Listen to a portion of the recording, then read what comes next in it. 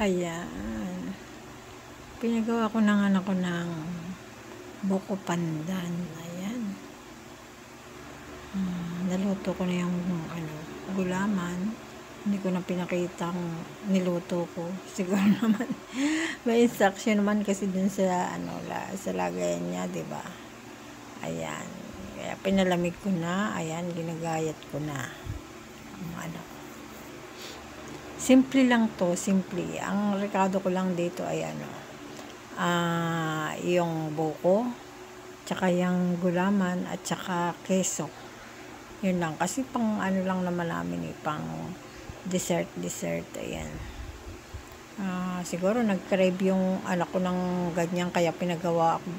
Bigla na lang akong pinagawa niyang bukpanda na yan. Ayan. Diba? Preparing. Ayan. Ginayat ko nung maliliit yung sago. Gulaman.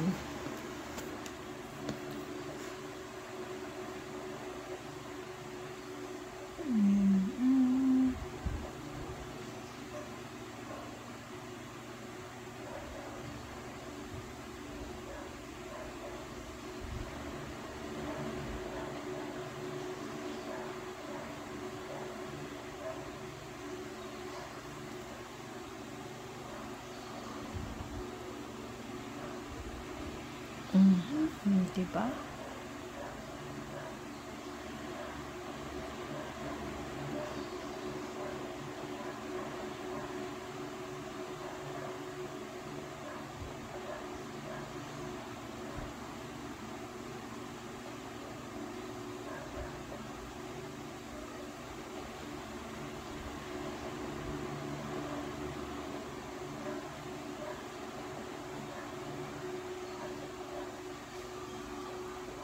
Ayan. Tapos ko ng slice ang yung tawag dyan? Gelatin. Buko pandan, gelatin. Ayan. Ayan, mix na natin ang mga ingredients. Ayan. Ayan na yung buko. Ayan, tinanggal ko yung, nakabukod niyo yung sabaw. Ayan. Tapos, ayan, nilagay ko na ang gelatin. Ayan, halo-haloin lang natin. Mix lang natin. Napakasimple. Ayan, wala naman akong ibang nilagay. Kasi ayaw ng anak ko nang may mga, yung parang, yung iba kasi nilalagay ng fruit cocktail, mga fruits. Ayaw ng anak ko ng ganun. Gusto niya ganyan lang. Buko lang ang tsaka keso ang ihahalo sa buko pandan. Gelatin, buko, tsaka keso.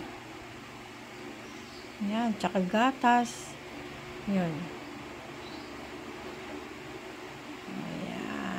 Lagay na natin yung gatas. Ayan yung gatas. 2 latang gatas ang nilagay ko. Kasi hindi naman ako naglagay ng sugar na gatas lang yung nilagay ko. Sakto lang yung niya, tamis niya. Ayan.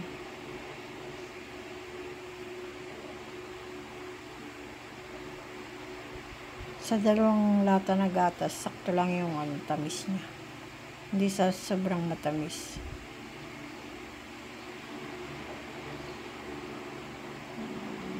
Ayan. Halo-haloin natin. Ayan. Yan na yung pangalawang lata ng gatas.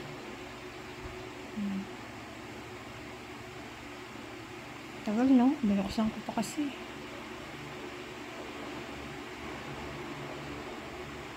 Ayan.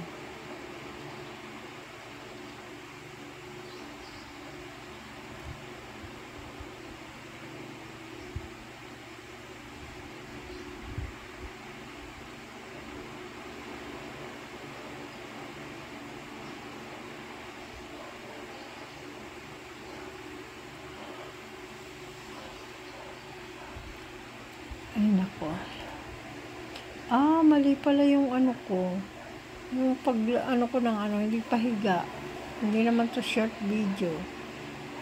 Kasi lampas ng 3 minutes.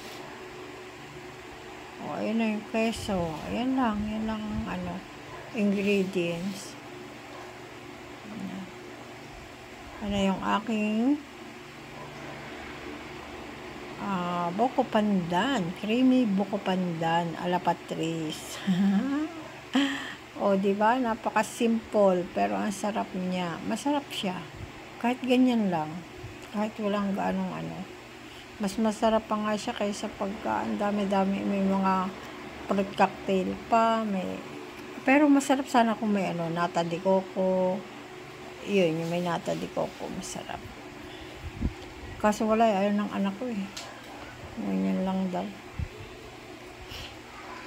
Ayan. Ko na yan. Titikman natin. Tapos, babalutin natin ng lalagyan natin ng takip sa ibabaw para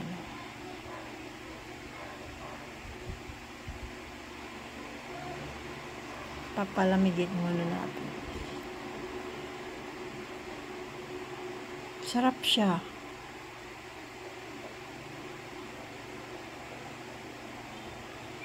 Ayan. Para pagka mayroong dessert, may makain na pangtanggal sa umay, mga gano'n. Diba? Mahilig ako sa mga ganyan, mga dessert. Sa mga kakanin, mga gano'n. Ayan. Okay na. Tatakpan na natin yan, ayan. Para lalagay ko sa sa freezer para mag-frozen siya. Ayan. Kasi baka pagka sa baba lang mapanis siya. Kaya doon lang sa taas para mag-frozen. Ayan. Ayan, salamat po thank you so much sa panonood. Thank you for watching. Shout out po sa aking mga viewers. Ayan, sa aking mga friends sa YT World. Ayan, salamat. Thank you so much for the love and support as always. Ayan, salamat po. Ayan, lagay muna natin sa freezer yan para lumamig, para masarap. O, diba? Ayan.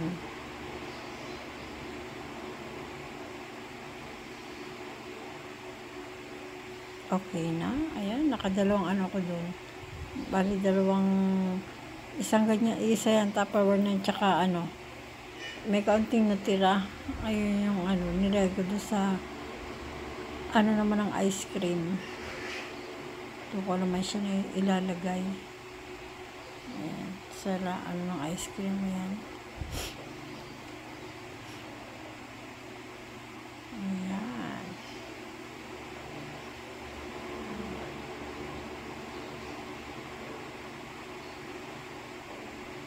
Ayan na po ang finished product to ng buko pandan ala Patrice. Ayan. Thank you. Ayan, salamat po sa lahat. Salamat sa mga manonood. Thank you so much.